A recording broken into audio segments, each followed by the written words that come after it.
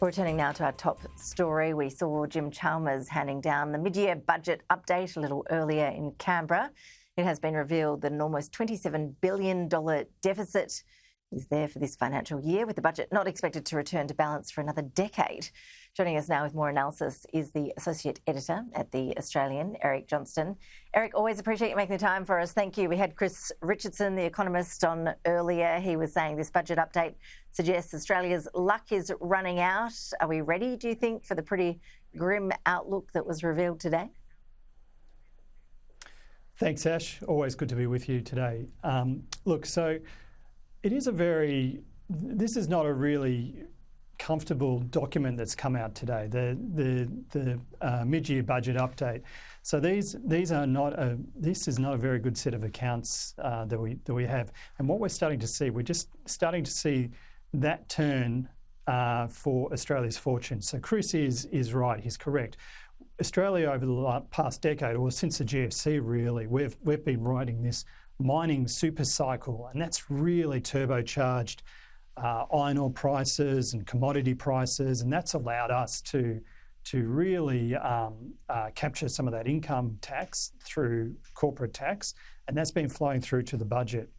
What we've seen through COVID, and as we all know, the story is or the COVID pandemic, we know the story quite well. Government spending really elevated, not just here in Australia, but right around the world as well. However, as a result of that, we haven't been able to wean ourselves back to life pre-COVID. We're used to being this high-spending economy. Now, we look at the budget documents today, and I know that you've done a lot of analysis about the numbers about next year and what happens the year later, financial 24, 25, and so on. But it's when we start looking at the longer term, and this is the point that Chris was making also, is that it's starting to get a bit scary, because these elevated commodity prices that we've been enjoying just aren't going to be coming back. The real worry is, and it's hidden right there in the documents, Treasury is now forecasting 3 years of slowing growth of China. Now, to Australia, that's a big deal, because obviously China is a big buyer of Australian commodities.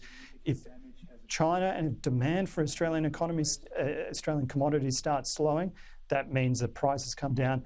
We're not going to be enjoying this boom in tax revenue that we once saw.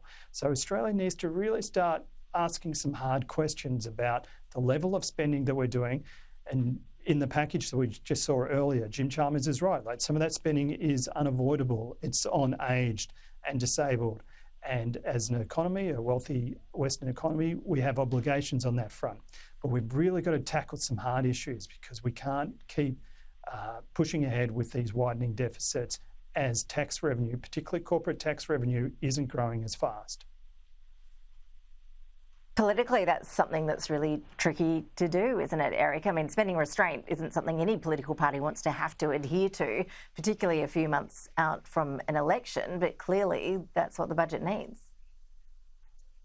And I'm glad you mentioned that, Ash, too, because there's a little number hidden in today's document about it's just over $5 billion worth of unallocated items. Now, that's political speak for this is stuff that we're going to be allocating in promises for the upcoming election. So you can see, on top of the spending that we already have that is allocated, there's another $5 billion out there ready to go.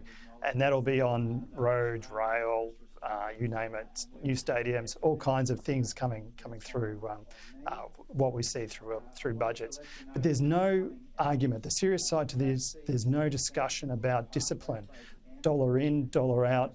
There's no discussion around that. And I think it's time Australia really needs to sort of front up to the idea about the level of spending that we're doing.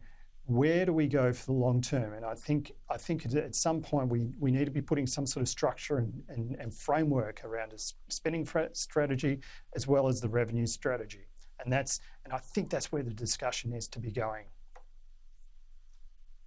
Eric Johnston, always appreciate your analysis. Look forward to speaking to you again next year as we start analysing some of those election announcements that, as you say, are coming. We're looking forward to getting into all of that. Eric, thanks again. Thanks, Ash.